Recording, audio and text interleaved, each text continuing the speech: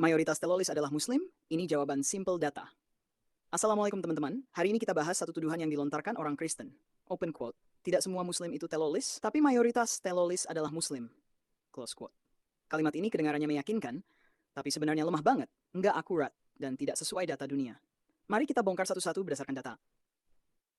61. Apa itu telolis? Ini penting. Banyak orang asal ngomong telolis tanpa tahu definisinya. Telolis kuah kelompok non-negara yang melakukan kekerasan untuk tujuan politik. Artinya, bukan tentara negara, bukan pasukan resmi, kelompok bersenjata yang punya agenda politik. Jadi negara tidak bisa disebut telolis secara legal, meskipun tindakannya kadang jauh lebih brutal dari kelompok telolis. Nomor 2. Apakah mayoritas telolis itu Muslim? Kalau kita pakai data resmi dunia, hasilnya sangat jelas. Data PBB, Europol, dan Global Terrorism Index. Di Eropa, lebih dari 80% serangan teror dilakukan oleh non-Muslim. ETM Basque, IRA Irlandia, separatis Korsika, far-right extremists. Di Amerika Serikat, terbanyak dilakukan white supremacists, bukan Muslim.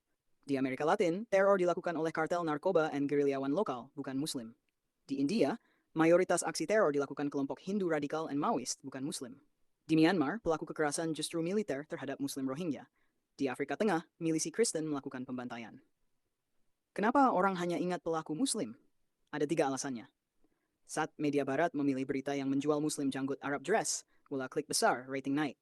Maka yang di-highlight selalu, Muslim telolis. Padahal serangan far-right white supremacist lebih banyak.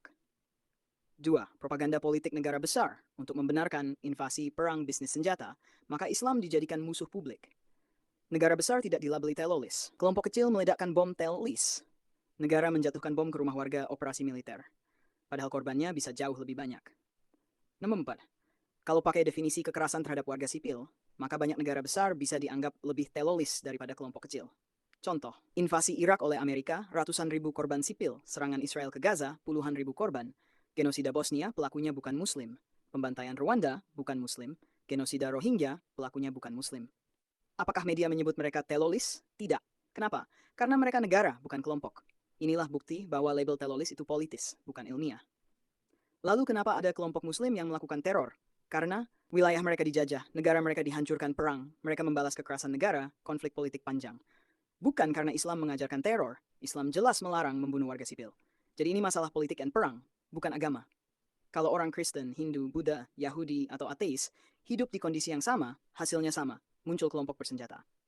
Bukti? Kelompok telolis terbesar dulu di Eropa.